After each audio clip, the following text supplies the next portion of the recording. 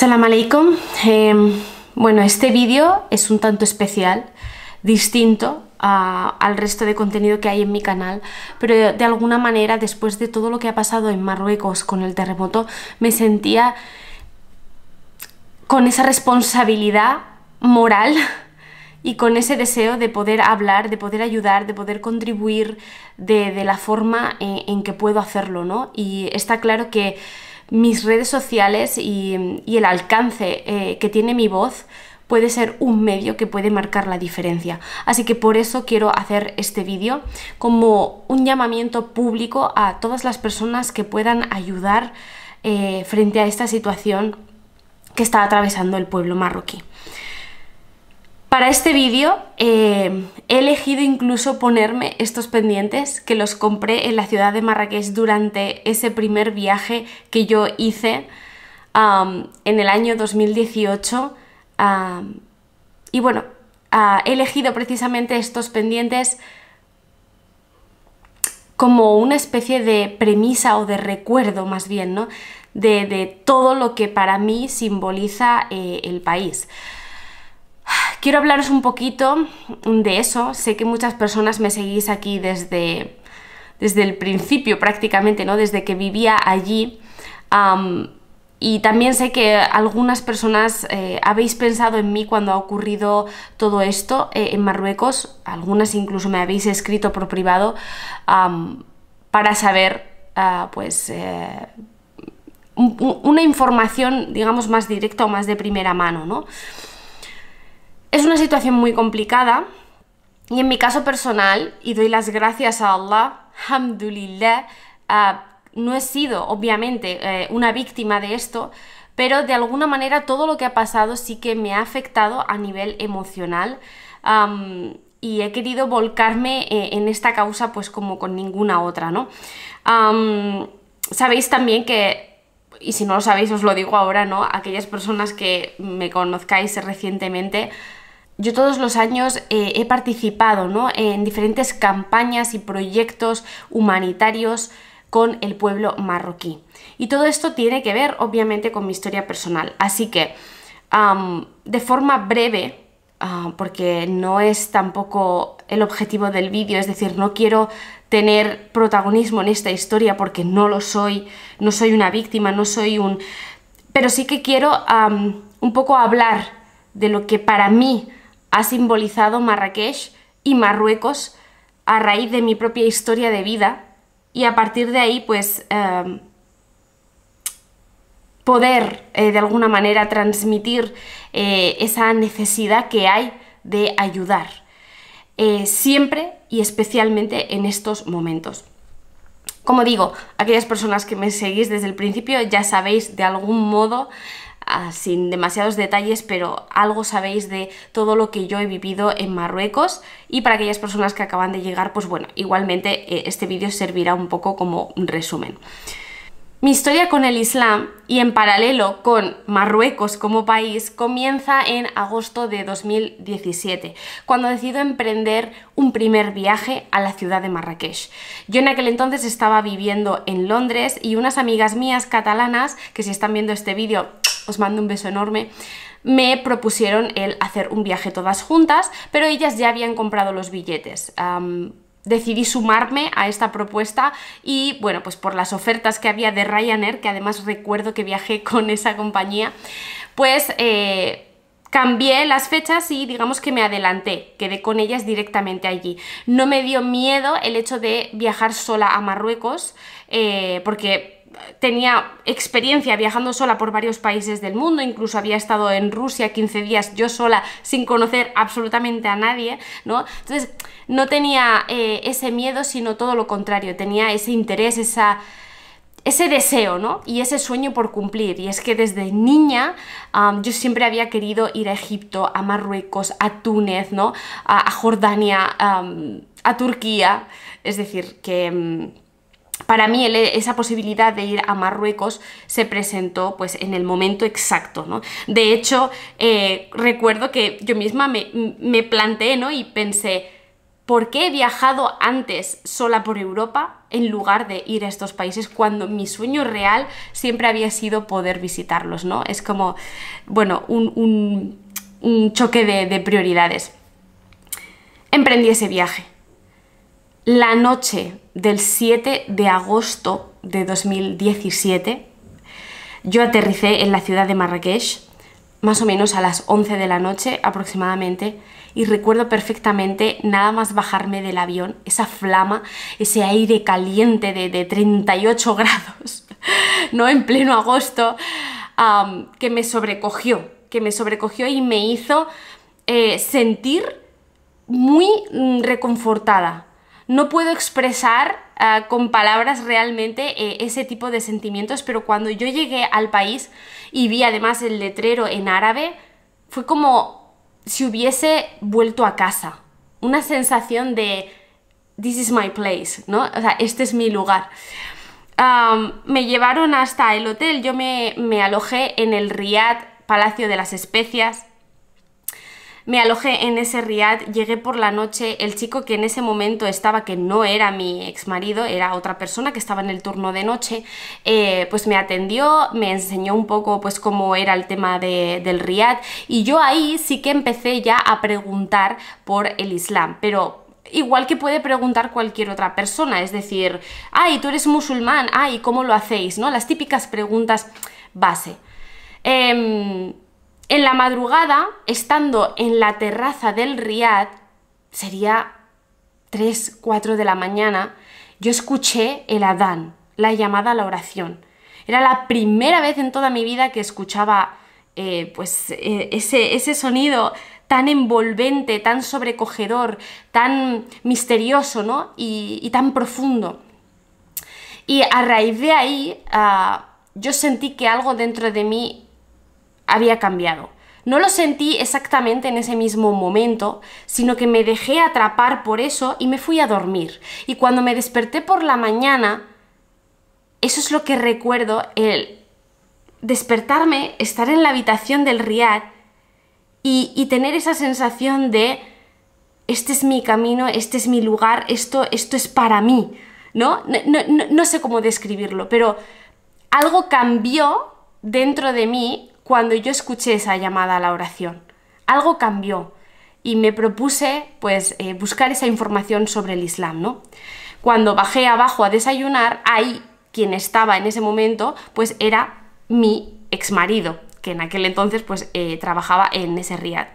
Y a partir de ahí empecé, por un lado, una relación al principio muy cordial con él, porque yo regresé luego a España. Yo, por recapitular un poco, yo conocí ahí a mi exmarido y empecé en paralelo a preguntar y a indagar mucho más sobre el Islam. Los días que estuve con mis amigas allí, lo pasamos divinamente. Yo iba preguntando a todo el mundo por el Islam, incluso el guía que teníamos, mis amigas y yo, Hassan, empecé a hablar con él del tema de la poligamia, del paraíso. Yo recuerdo que mis amigas, y tengo aún los vídeos, lo que pasa que no puedo compartirlos pues también un poco por privacidad, ¿no?, de ellas, pero tengo los vídeos de todas las bromas que hacían ellas conmigo cuando me decían: Cristina, ¿no? No era Aisha en aquel entonces. Cristina, es que parece de verdad que estás en tu salsa, que este es tu lugar, ¿no? Es increíble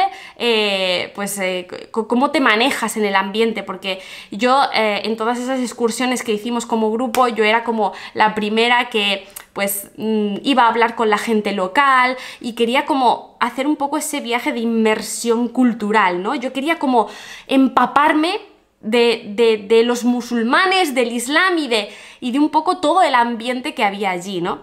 De hecho, hicieron una apuesta esas amigas y me dijeron: tú vas a acabar viviendo en Marruecos y vas a estar aquí, ¿no?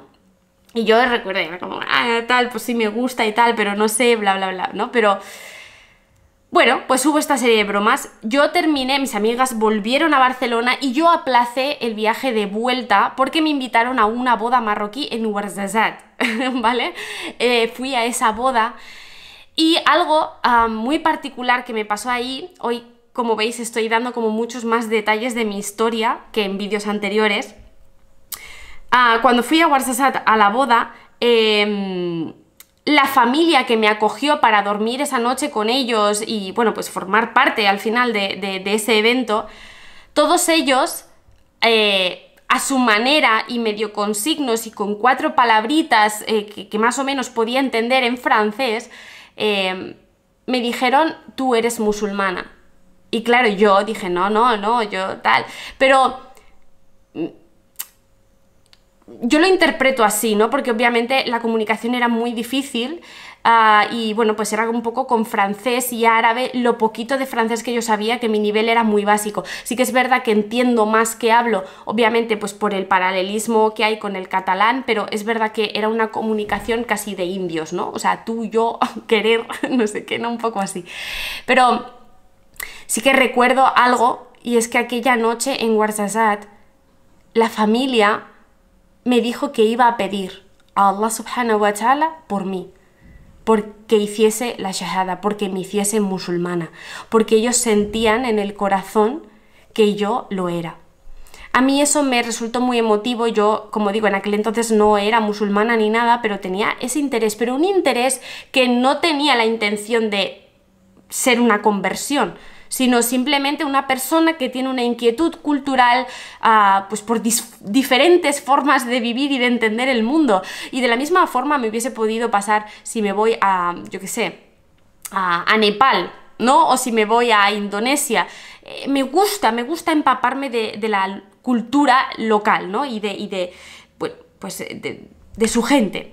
Entonces, como digo, yo no tenía esa intención, pero el hecho de que pidiesen por mí, a mí me pareció algo muy muy bonito que más tarde entendí. A día de hoy no he vuelto a saber nada de esa familia, ni he podido hablar con ella. Solo espero, inshallah, que si en algún momento alguien ve este vídeo, o si tengo en algún momento la oportunidad de volver a Ouarzazate, poder buscarles y hacerles saber que ese dua, esa súplica que ellos hicieron, ese gesto de pedir por mí, pues que Allah respondió y que a día de hoy pues soy musulmana. Bueno, a partir de ahí, ¿no? Pues yo regreso a España y empiezo pues una relación con mi exmarido, y en paralelo pues sigo buscando sobre el Islam. Explico esto porque, como digo, no quiero tampoco ser la protagonista de esta historia, pero hago un poco esa reseña y ese resumen de toda mi historia con Marruecos para que se entienda todo lo que a mí el país me ha dado y el por qué a día de hoy tengo esa deuda con ellos, ¿no? Como digo, yo volví a España, pero después de ese primer viaje en Marruecos yo me llevé una impresión del país, obviamente, igual que cualquier turista, y en mi caso lo que más destaco del país, y en aquel momento lo vi claro, era la generosidad de su gente. Esa ayuda que ofrecían, esas acciones tan genuinas y entregadas hacia los demás, sobre todo cuando tú eres una persona que está interesada en saber, ¿no? Si tú vas con esa buena predisposición, esa curiosidad, ese deseo, ellos te abren la puerta de su casa, te permiten eso, dormir con ellos, te enseñan sus joyas, te prueban su ropa, te dan de comer, ¿no? Es como darte todo, y eso es algo muy particular que tiene positivo el pueblo marroquí, que yo no he visto aquí en España, ¿no? Yo me enamoré del país, ¿no? Y eso es algo que a día de hoy mi mejor amiga me dice, tú no te casaste con tu exmarido, sino que tú te casaste con el país, ¿no? Es decir, tu vínculo va mucho más allá, y es verdad. Obviamente mi exmarido también tuvo un papel ahí, pero no fue en ningún caso el detonante de que yo me hiciese musulmana, ni tampoco pues el hecho de que me enamorase del país, ¿no? Yo me enamoré del país antes de conocer a mi exmarido, ¿no? Y bueno, pues un poco ahí en paralelo. Ese enamoramiento y todas esas cosas buenas que yo vi en Marruecos fueron también pues puntos clave a la hora de tomar la decisión de irme a vivir allí, avanzando un poquito más en la historia, ¿no? Cuando pues quise de alguna manera apostar por la relación personal que yo tenía. Y cuando fui allí a vivir, bueno, conocí otro Marruecos muy distinto, pero también especial a su manera, ¿no? En ese primer viaje, obviamente como turista, había vivido el Marruecos que todo el mundo ve cuando viaja a una ciudad como Marrakech, que es una ciudad súper turística, ¿no? Que es todo, pues, música, baile, zocos, ¿no? Y todo como muy deluxe, para que me entendáis. Pero cuando yo vivía allí, ahí es cuando realmente me encontré, pues, con una cara de Marruecos que es muy desconocida, pero que es real, que está ahí, presente, ¿no? Y que también especialmente influye en la vida diaria de los marroquíes, ¿no? Y es ese Marruecos más humilde, más pobre, que viven algunas personas, ¿no? Conocí a mucha gente que para ir a trabajar y poner su puestecito en la plaza para hacer las crepes para los desayunos, tenía que venir caminando desde algún pueblo en la montaña, pillando algún autobús. Estoy hablando de a lo mejor 2 horas de camino que se hacían en unas condiciones pésimas, ¿vale? Para poder ir y ganar algo de dinero con ese desayuno en la plaza.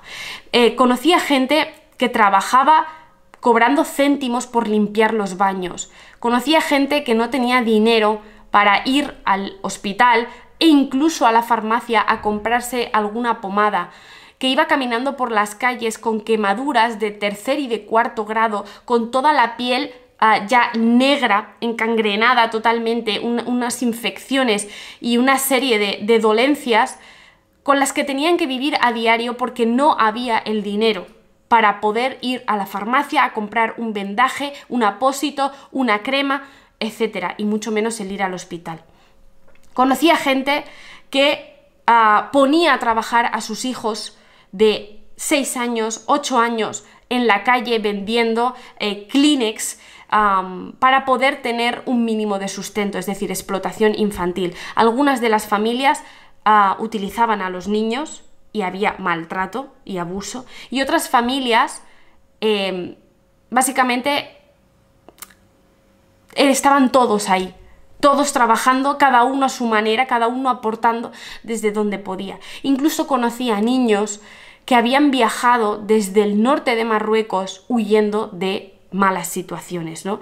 Nunca olvidaré el caso de un niño guapísimo que tuve el deseo de poder adoptarle, pero yo también estaba en una situación muy precaria porque yo, durante el tiempo que viví en Marruecos, yo estuve en una casa donde no había cristales, donde no había agua caliente, donde no tenía váter, donde, bueno, no tenía cubiertas unas necesidades básicas y mínimas, imprescindibles, ¿no? Y eso también obviamente me afectó a nivel emocional, a nivel psicológico, pero me ayudó mucho a desarrollar una mayor empatía por todas aquellas personas que yo veía en la calle pidiendo limosna, que no tenían para comer, por todos esos niños, ¿no? Y como digo, el caso de este niño, recuerdo, era un niño guapísimo, con unos ojos amarillos. Bueno, parecía sirio, pero era marroquí, pero los rasgos físicos eran como los sirios, ¿no? Pues ese tipo de ojos con tono miel, ¿no? Ese tipo de verde, amarillo, ¿no? Bueno, una mirada tenía ese niño impactante.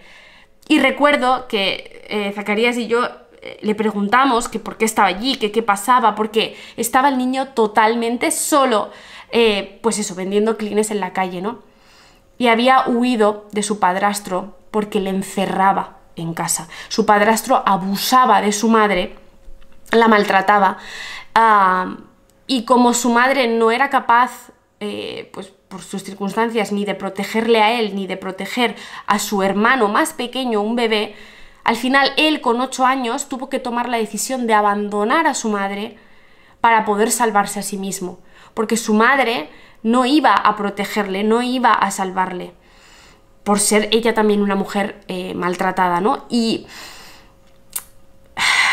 muy duro imaginar un niño de 8 años que su padrastro no le daba de comer, le encerraba en un sótano a oscuras día tras día, aparte de darle palizas, ¿no? Y cómo este niño adquirió esa madurez, pues por pura supervivencia, para escapar de ahí, y él solo él solo haciendo autostop con diferentes autobuses, pues pudo llegar desde Tánger hasta Marrakech para empezar una vida solo, en la calle, sin nadie, sabiendo que dejaba atrás a su madre y que su madre estaba siendo maltratada y que posiblemente no volvería a verla, porque su madre acabaría muerta a manos del otro. ¿Entendéis? O sea, unas situaciones muy dramáticas, de verdad. Yo he vivido situaciones muy drásticas en Marruecos. Hay muchas personas que me han preguntado varias veces por qué no me adapté, ¿no?, a Marruecos, por qué después de 1 año y medio viviendo allí, pues quise volver a España y tuve pues una depresión. Hay muchos factores. Algunos tienen que ver con la relación que yo tenía con mi exmarido y otros tienen que ver pues con las carencias que yo vi en el país, principalmente en cuanto a educación y a salud, ¿vale? Para que os hagáis una idea, mi casa, la casa donde yo viví en Marruecos después de esto que ha pasado con el terremoto a día de hoy, se ha venido abajo el piso de arriba, es decir, donde estaban las habitaciones, donde yo dormía. Esa parte se ha visto afectada y las escaleras, según he sabido. Pero para que os hagáis una idea, en la calle de enfrente de donde yo vivía se construyó un hospital, se inauguró, vino el rey, bueno, todo pues no muy bonito de cara a los periódicos y tal. Os prometo que 24 horas después ese hospital estaba desmantelado.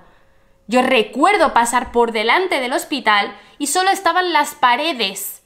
No había instrumental médico, no había camas, no había absolutamente nada. Habitaciones vacías, con las ventanas y las puertas abiertas. ¿Y eso era un hospital nuevo? A mí se me caía el alma al suelo cuando yo veía la situación que estaba viviendo el pueblo marroquí. Cuando yo veía en el mismo barrio, en Mellah, en el barrio judío de Marrakech, veía a mis vecinas irse a la fuente pública a poder limpiar la ropa a mano, porque no tienen lavadora en su casa, ¿vale? Y es que me enerva la sangre porque al final Marruecos tiene una sociedad muy estratificada, es decir, por un lado está la gente con dinero que puede permitirse un seguro médico privado, que no tiene problemas en su día a día, que vive en determinados barrios de la ciudad de Marrakech, estoy hablando, y esto mismo se extrapola a otros lugares, ¿no? Gente que vive una vida de calidad, esa misma vida que ven los turistas cuando viajan, ¿no? Y cuando vas a Café de Cepis o cuando vas al barrio de Guilis, ¿no? Y estas zonas, o donde el Jardin Majorel, ¿no? El Jardín Majorel, este tipo de Marruecos, que fue el mismo que yo vi en ese primer viaje, era una cara de la moneda. La otra cara la vi cuando viví allí. Y cuando me encontré, pues, a esas personas que ya no estamos hablando de tener un seguro médico privado o no, sino que es que no tenían ni 10 euros para comprarse unas gasas y un betadine en la farmacia. ¿Entendéis? Que vivían en casas que cada vez que llovía se inundaba la casa por dentro. Porque son casas que tienen como una especie de ventana que da al techo, porque tienden la ropa en el techo y por tanto no está cerrada la casa. El tejado, no el techo, no es completo, de tal manera que cuando llueve, pues toda esa parte del ático, digamos, del techo, porque son techos planos, ¿no? Todo ese agua entra dentro de la casa. Y esto lo he vivido yo en mi casa, en la casa donde yo vivía, lo he vivido en casa de mi suegra y lo he vivido en casa de los vecinos. Quiero decir, que no es algo que me hayan contado, es algo que yo he visto, que yo he vivido, el día que llovía, para empezar, el día que llovía, piérdete, ¿vale? Porque la casa por dentro, yo he tenido en mi casa que se inundó, caía el agua como una cascada hacia abajo. Y yo he tenido, con Zacarías, que con cubos empezar a sacar todo el agua fuera, ¿vale? Y con trapos y con las escobas, no sabías ni cómo sacar todo ese agua. Pero es que después hay un día bien que te lo pasas de mano de obra ahí limpiando la casa una vez que ha pasado la lluvia, porque todo eso que te ha entrado barro, te ha entrado agua y está la casa sucísima por dentro y te toca durante un día estar ahí de rodillas, ¿vale? Con el trapo en el suelo, como podrían hacer nuestras abuelas sacando todo ese agua. Esto se da en las viviendas más humildes. Y viviendas, pues, como la mía, donde yo estaba, que no había ni cristales, que yo tenía que poner tablones de madera en las ventanas, que cuando venía una tormenta de estas de arena del desierto, se te entraba la arena encima de la cama, que te ibas a dormir y en las sábanas había arena, ¿vale? Os estoy hablando de un modo de vida muy duro, donde no hay tiempo ni espacio para pensar en otras muchas cosas, ¿no? Es por eso que ahora que ha afectado el terremoto, yo me pongo en la situación de si esta gente ya vivía así, cuando tenía su casa, cuando estaba todo más o menos en regla, aun cuando fuesen condiciones inhumanas muchas veces. Digo, ¿cómo estarán ahora? ¿Cómo estarán ahora? La gente, aunque no hayas perdido tu casa, a lo mejor la de tu vecino se ha venido abajo y te ha caído todo también a través de la ventana. ¿Cómo estará tu casa? Pero más allá de Marrakech, ¿cómo ha afectado a los pueblos? El tiempo que yo estuve viviendo allí en Marrakech, alhamdulillah, yo tuve la oportunidad de ir a Imlil, de ir a Moulay Ibrahim, ¿vale? Y a muchos de los pueblos de la zona que se han venido abajo. Muy probablemente gente que yo en su día conocí, gente que me tendió la mano, gente que me sirvió el tajín, gente que me dio sal, gente que hizo dua por mí, ahora ya no estén en este mundo. Y es por eso que hago este vídeo, porque la vinculación que yo tengo con Marruecos va mucho más allá de una relación sentimental que haya tenido con una persona. Tiene que ver con toda su gente, con su forma de vivir, con su forma de...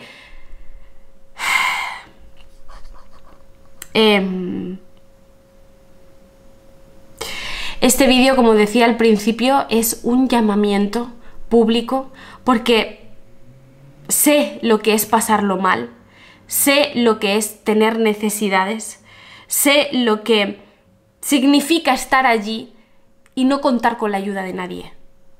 Porque por mucho que los medios digan y qué tal, al final eres tú con tu vida en tu día a día. Igual que ese niño tuvo que hacer ese viaje solo, tú en el día a día estás solo.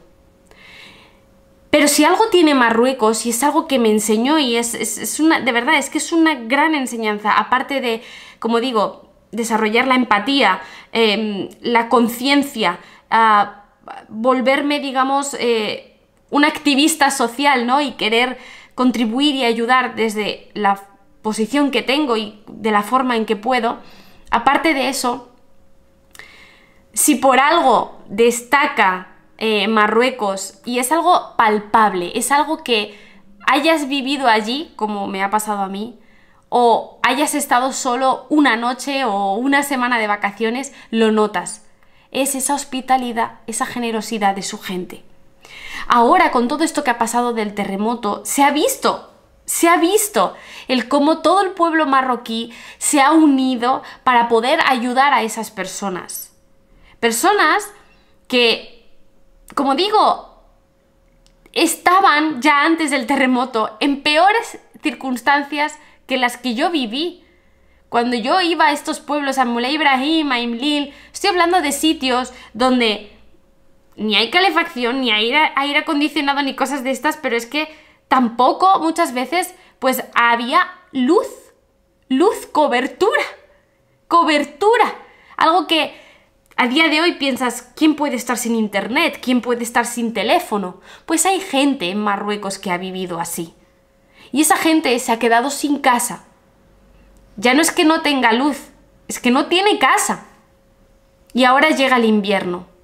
Y yo recuerdo, todos los años, yo iba con Zacarías a Aukimeiden, ¿vale? Que es una montaña, bueno, es una zona montañosa del Atlas que cuando llega el invierno, nieva muchísimo y los propios marroquíes pues lo utilizan como zona de esquí, ¿no? Y van allí en familia los fines de semana, ¿no? Tal. Yo recuerdo que solo he podido estar en este sitio un invierno porque el siguiente invierno, cuando quisimos ir, los propios taxistas nos dijeron no, es que no, o sea, no es posible llegar con la carretera. Las zonas más nevadas, cuando llega el invierno, se bloquean. Se bloquean hasta el punto de que los niños no pueden ir al colegio, o sea, quedan las familias totalmente aisladas. Totalmente aisladas. Eso, cuando hay una casa y tú tienes unos recursos mínimos de que tú puedas hacer tu propio pan y tengas ahí harina de reserva y tal, puedes, entre comillas, sobrevivir durante unos días, aunque en malas condiciones, pero tiras para adelante, ¿no? Pero ahora imaginad el hecho de no tener un techo. Cuando vengan estas nevadas, cuando venga ese frío, ¿dónde narices se van a meter las personas que hayan sobrevivido al terremoto? Yo es que de verdad cuando vi la noticia, o sea, me explotó la cabeza. Primero pensé en esa familia política que, aunque ya no tengamos vinculación y aunque yo haya tenido serios problemas y conflictos con mi exmarido y una situación tremendamente difícil con juicios y demás, yo en ese momento pensé, espero que no les haya pasado nada. Y escribí a mi exmarido y se lo puse en el correo. Le dije, más allá de nuestros conflictos, de nuestros problemas, de todo, solo quiero saber que están bien. No hace falta más detalles, solo saber que están bien.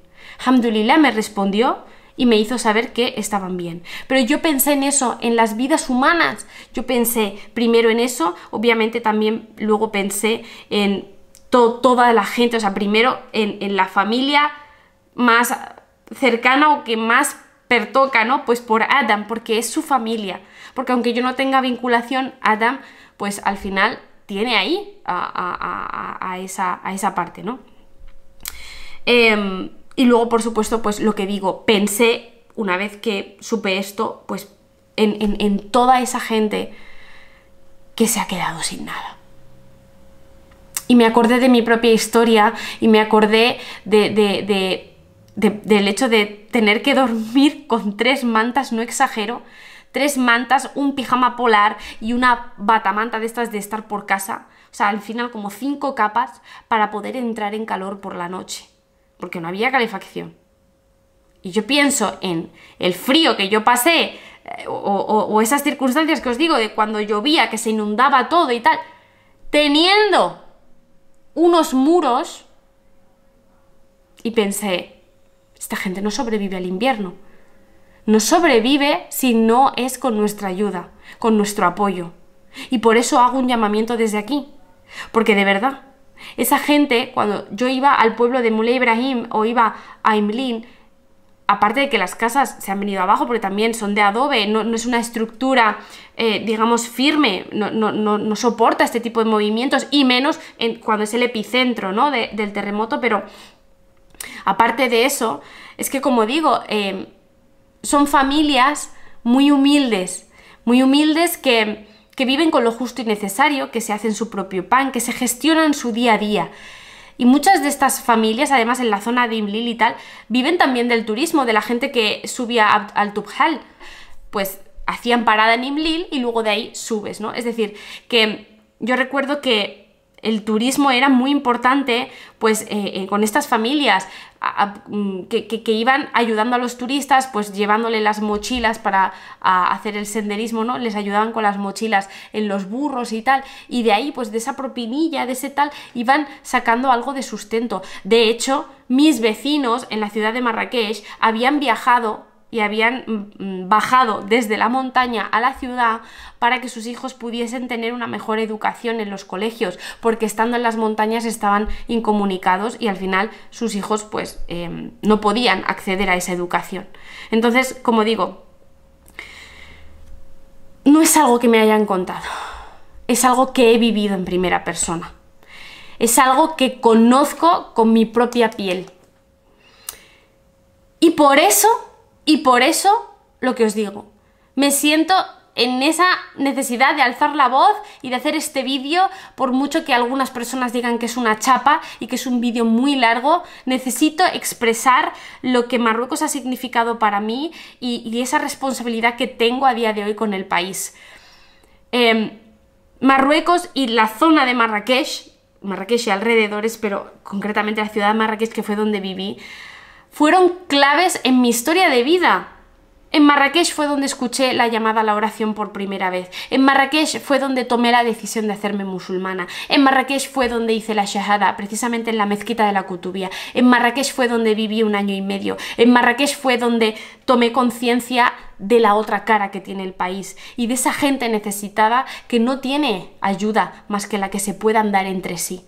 En Marrakech fue donde conocí el valor de la humildad, de la empatía, de la generosidad, donde aprendí la importancia de ser agradecidos. Esta gente que estaba durmiendo en la calle con heridas abiertas, que no tenía ni para el pan, esta gente era la primera que decía Alhamdulillah por todo.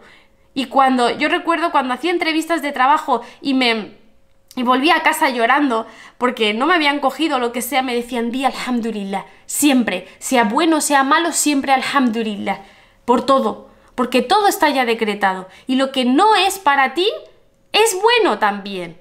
Y de verdad, son tantas lecciones de vida, tantas lecciones humanas, tantos valores que yo extraje de esa experiencia y os juro, de verdad, wallah, no le recomiendo a nadie vivir lo que yo viví.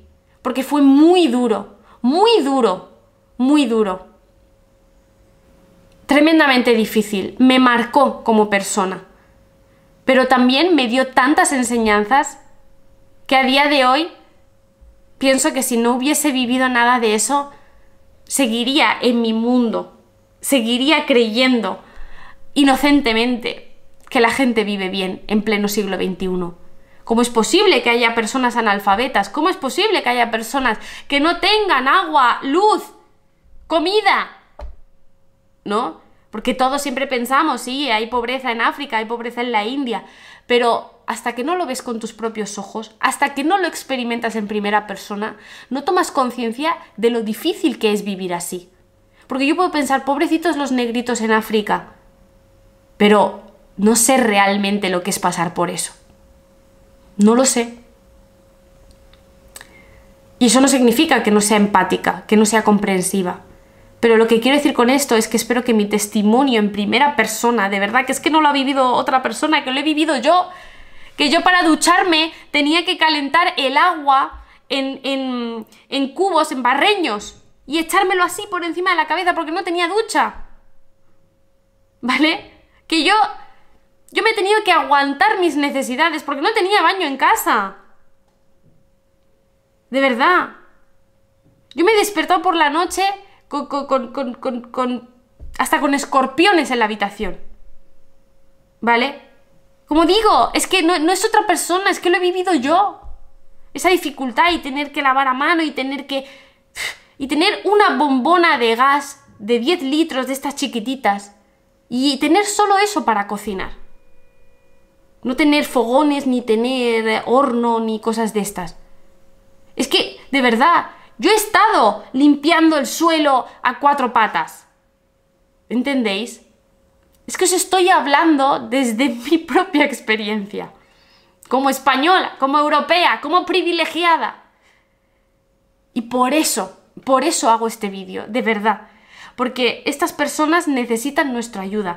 He sabido por fuentes de primera mano, por amigas mías que están allí en el país, en otras regiones, en Tánger, en Agadir y tal, que en Casablanca, que la parte de alimentos se está solventando, alhamdulillah. Hay mucha gente, como digo, es una de las grandes características que tiene el pueblo marroquí, el hecho de ser muy hospitalarios, de unirse, de apoyarse en los momentos más duros, aun cuando no tengan el apoyo de las élites, aun cuando no tengan el apoyo de fuera, pero entre ellos saben hacer esa piña muy bien, ¿no?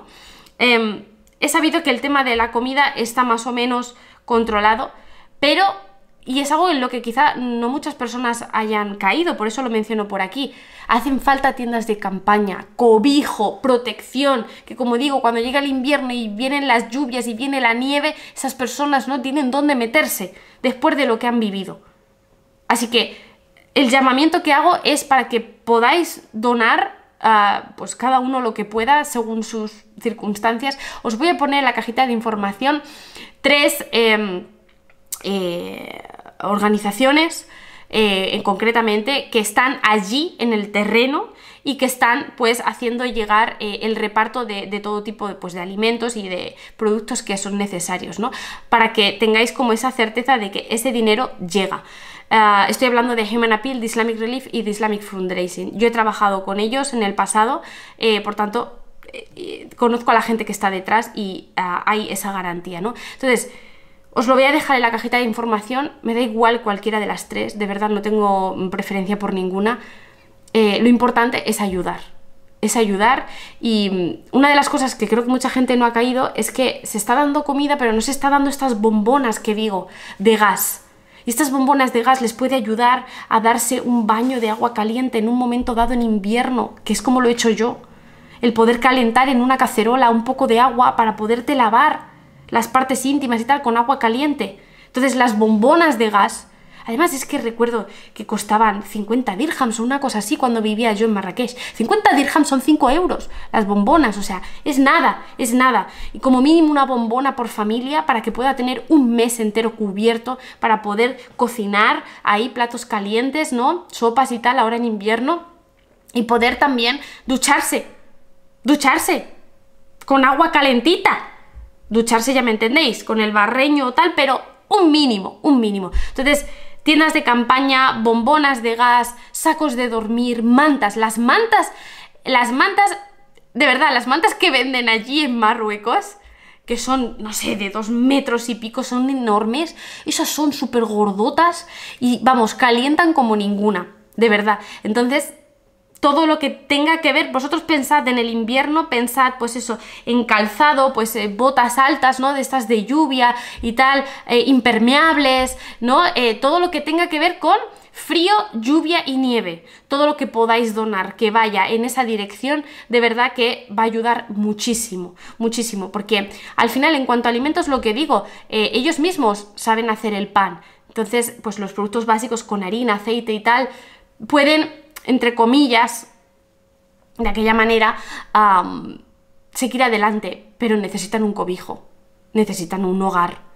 Y hasta que se puedan construir espacios, casetas de estas provisionales habilitadas para ellos, pues como mínimo que tengan una tienda de campaña, como mínimo. Hasta que pueda, pues el gobierno, inshallah, si lo hace, que no tengo ni idea eso cómo lo gestionarán, el poder construir nuevas casas para ellos.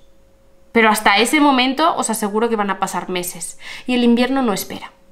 Así que no me extiendo mucho más, que creo que ya he explicado todo lo que tenía que decir. Os dejo la información en la cajita y de verdad ayudad todo lo que podáis. Difundid el vídeo de la forma en que sea.